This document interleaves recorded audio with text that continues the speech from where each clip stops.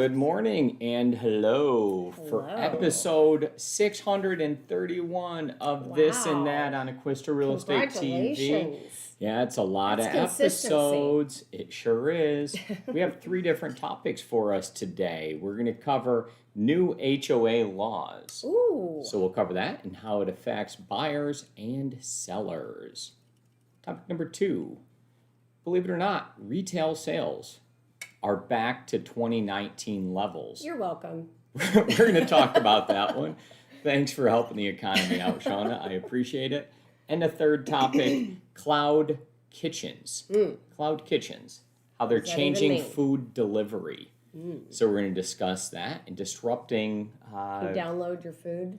I don't know. We're going to talk all about that and let you know exactly how that works. So thank you guys for joining us. Shana, go ahead with roll call, please. Roll call. Thank you all for joining us this morning. If you're new, chat your name in. We're going to give you a big, warm welcome this morning. Thank you for joining us. And if you're our agent, you know what to do.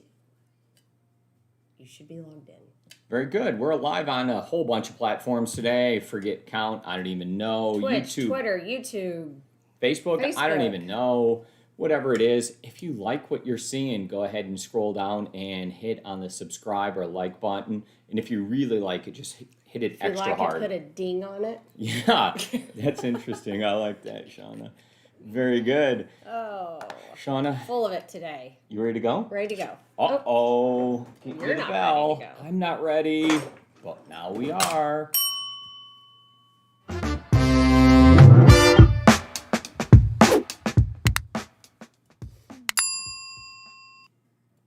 That's Shana Acquisto. She's a luxury real estate broker. She knows what she's doing.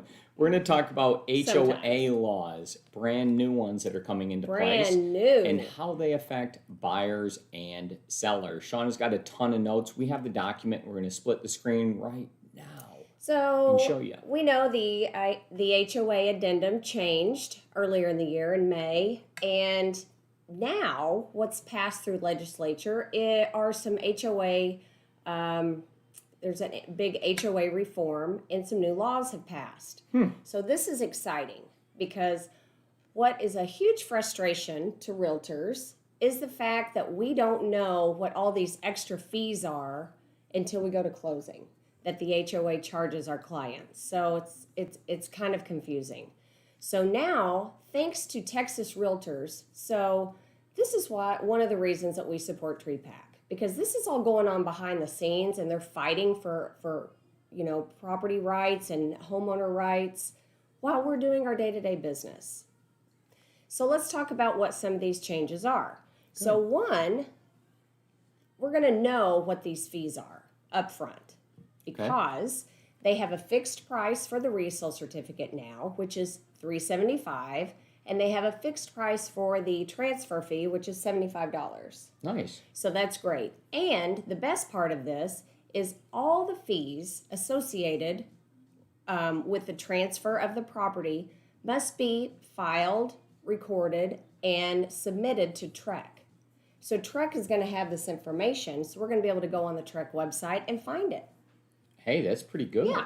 So I think that's really great. All right. Super excited about that. So is there something we should show off here on the screen? So we've got the addendum up, and, with that in effect, I want to talk about this and how this will affect you if you're a buyer or a seller. Okay, so Omkar, if you can scroll down to C. Go down to C. So our old addendum had... this kind of split in half where the deposits and reserves were the responsibility of the buyer.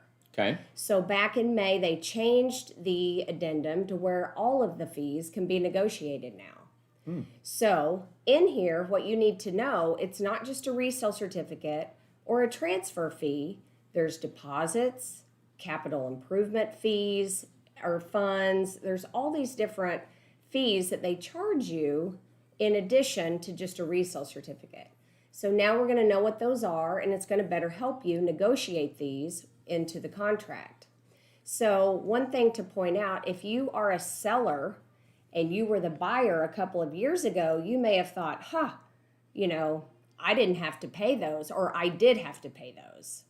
So then now, fast forward to now, if you're selling, you may think, oh, that's a buyer's responsibility, but it could also be a seller's responsibility because now it's able to be negotiated in. So you definitely want to be careful with that and know what those fees are up front and know that they can be negotiated. So again, shout out to Texas Realtors for pushing this HOA reform. I think it's great. There's a lot more to it if you guys want to look it up, but it just brings a lot of transparency and protection to homeowners. And I think the HOA's got a little out of control with some of these things, and it just keeps them in check. So it's all good stuff. So you said Trepac is in charge of certain things here. Yeah, Trepac is going to have this database available for us to be able to go in and know what all these fees are. You're going to be able to know the website for the HOA, so you can find all of this information. That's super scary to me because Trepac does not have a good track record with me in particular. They seem to have this website that's very, I don't know how you say, 1996-ish, and they haven't moved on since then. So there's a lot of things that I can't do there. There's a lot of people I can't reach. It seems like there's a lot hidden. But I think it's a work in progress, and I think they're going through their own little reform, and I think it's going to get better. I do. All right. I'm optimistic about it if you are. But Trepac, you're on notice. Be better. All right. There you go. Is that it? That's all I got for that topic.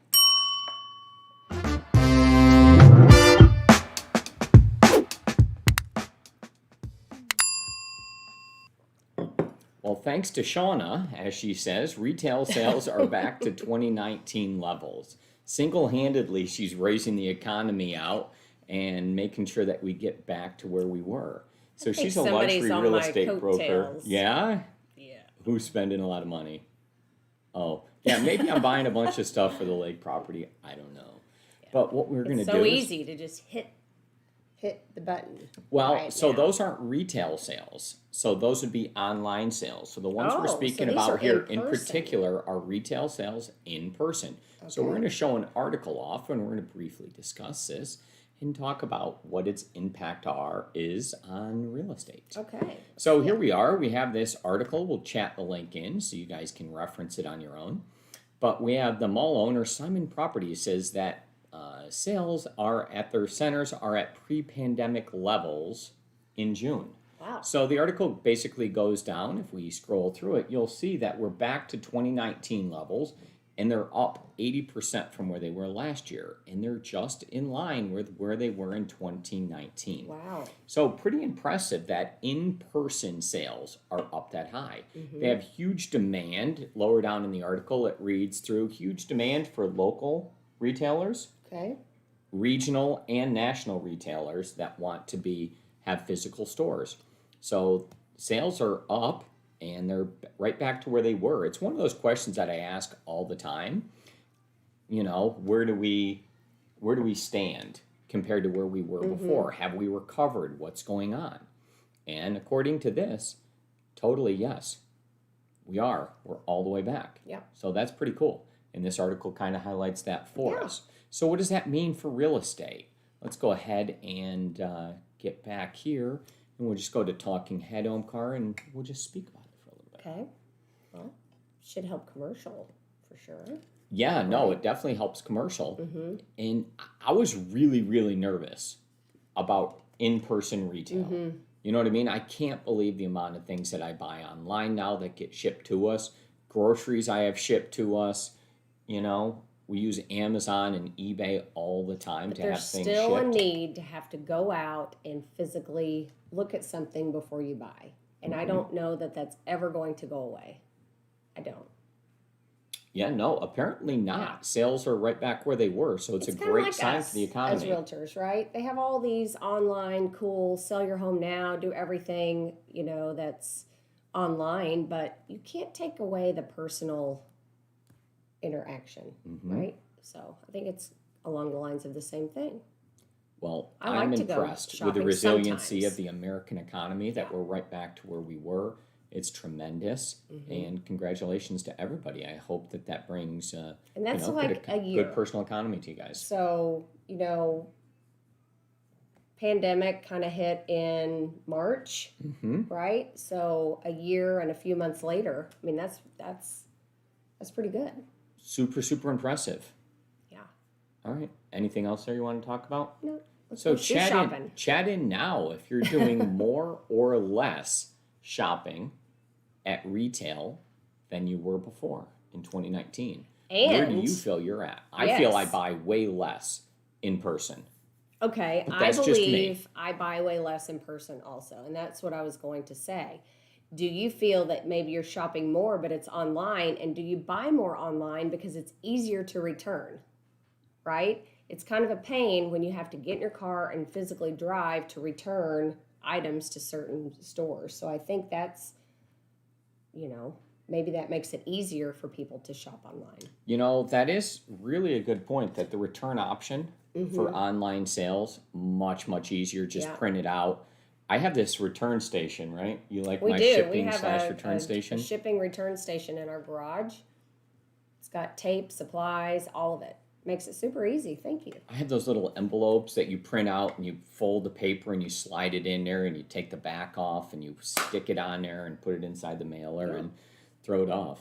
And there you go. There you go. Good job. All right. Side note, I also take all the trash from all the things and I put it inside the bag and then put it in there and then send it back. So the trash should be like the back of the sticky paper or any of those things. First time when I peel that off, I throw it right in there. I'm like, they like it. They like it. It's like a little present for them when they open it up.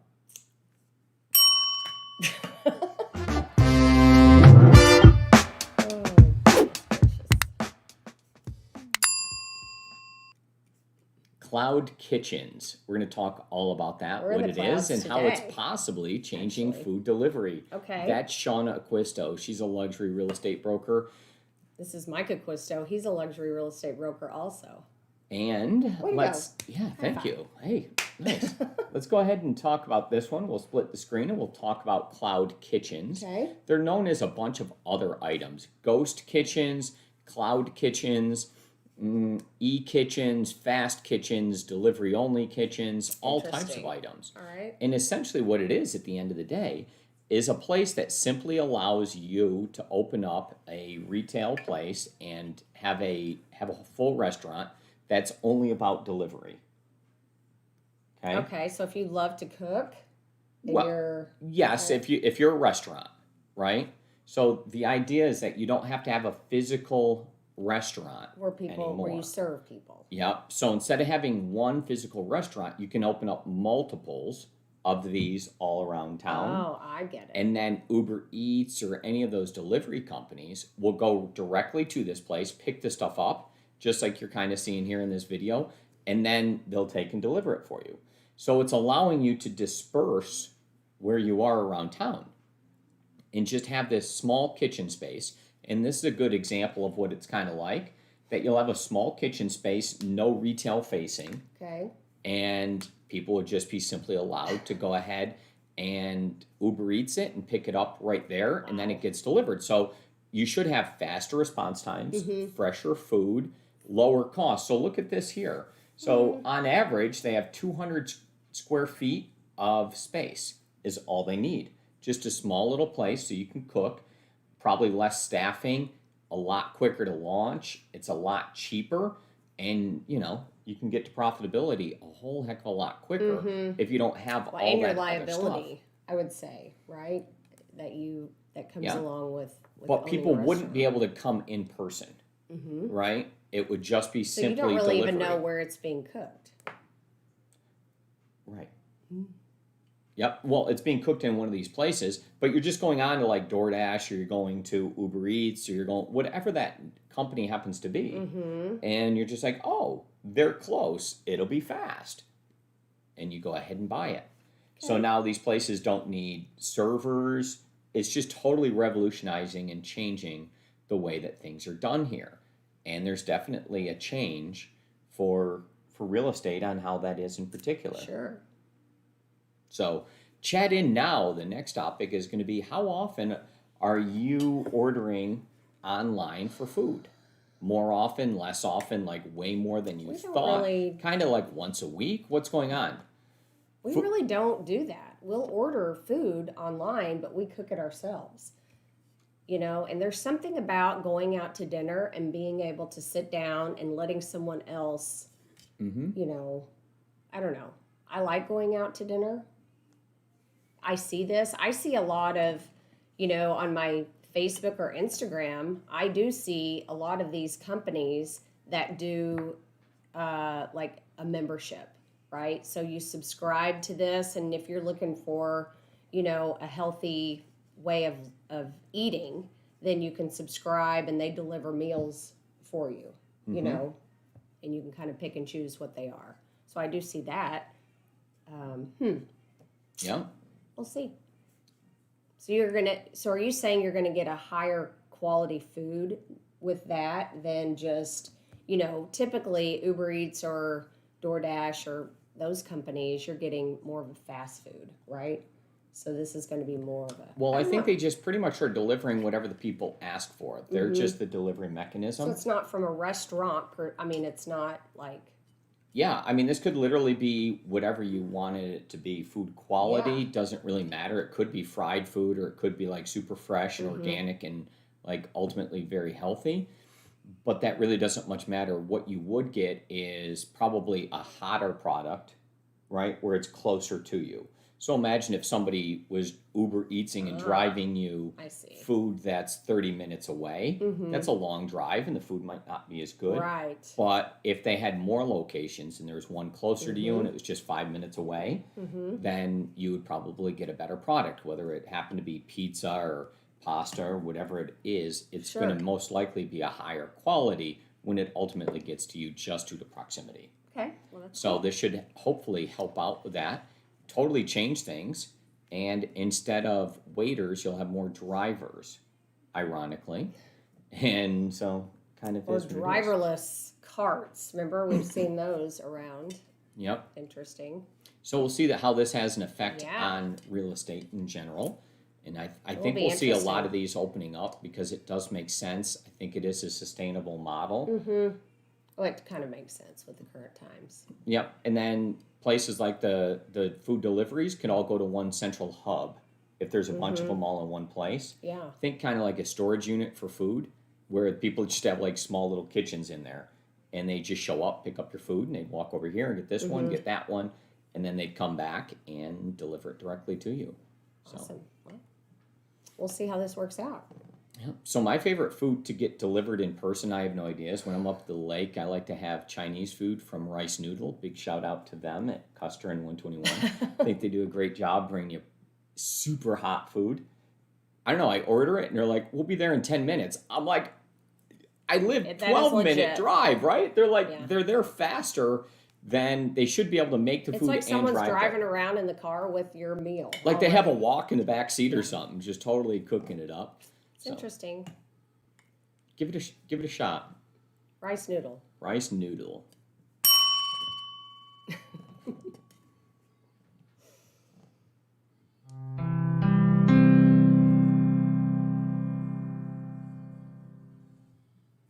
Today's real estate word of the day is fixed rate mortgage. All right. Shauna, tell us what it is. A fixed rate mortgage is a mortgage in which the interest rate does not change during the entire term of the loan. Very good. Most common, it would be a 30-year fixed rate mortgage is the most common here in the U.S. Gaining in popularity is the shorter term 15-year note where people, as interest rates went down, went ahead and refinanced or changed to a shorter term with hopefully about the same type of payment so they could pay their home off quicker. And so that was an option people did. My personal feeling is I would like you to take the 30-year mortgage, have the flexibility and ability to send in more when you want to, but not the obligation to. So don't over-obligate yourself. Stay on the 30. Send in the additional money whenever you want. They'll accept that, apply it. 100% of that will go towards your principal balance. And then you're in more control. So if there's ever 1 month when you can't do that for some reason, some emergency comes up, you're in a better situation. Personal editorial comment from me, but just is what now you know where Mike stands on the topic. Yes, ma'am. All right.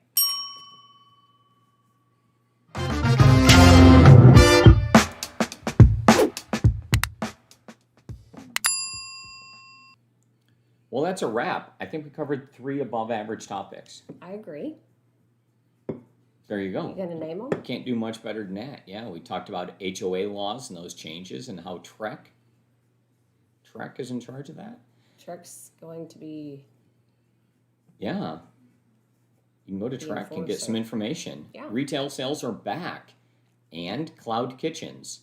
So, there you go. 3 different topics, and then fixed rate mortgage and my personal opinion on which one's the preferred method to go with. Yeah. All right. It's a great talk, you guys. Anything else on this TNT Tuesday? Hey, if you have a favorite TNT topic, then share it on social media. That's what you're supposed to do today. Yeah, and if one of Sharing these is topics... caring. Yeah. If one of these topics was good, right? Then just kind of make a mental note, go to our website, grab it, and send it out next week when we do this. So right now you should be going to acquistorealestate.com, slide over to the TNT video section, click on any of those AMP pages. Yep. So if you're not sure what AMP is, we do have that technology built in there, super fast. You're going to be really impressed with that over a period of time as we unveil all of that stuff. Click on the one you like and go ahead and share it. Personally, I'm going to give a shout out to Texas Realtors, and I'm going to share the HOA reform because I think it's big. I think it's huge. That's awesome. There's a lot to it. So you'll share that bad boy next week? Excellent. Thank you, Shauna.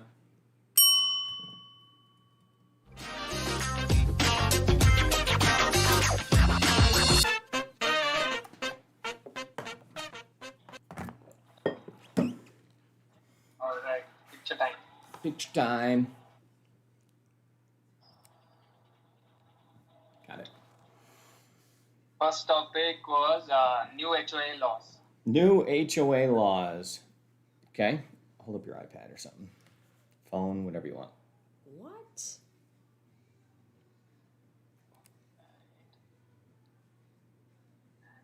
Now, Got it.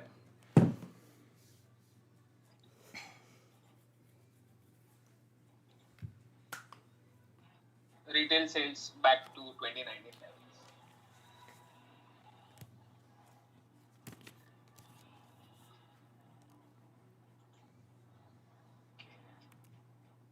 And now, Got it. Thank you. and last topic, cloud kitchen. Cloud kitchens.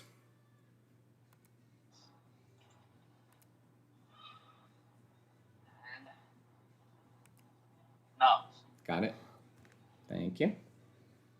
word of day, fixed rate mortgage. Fixed rate mortgage. Okay. You can hold up the calculator for that, Shauna.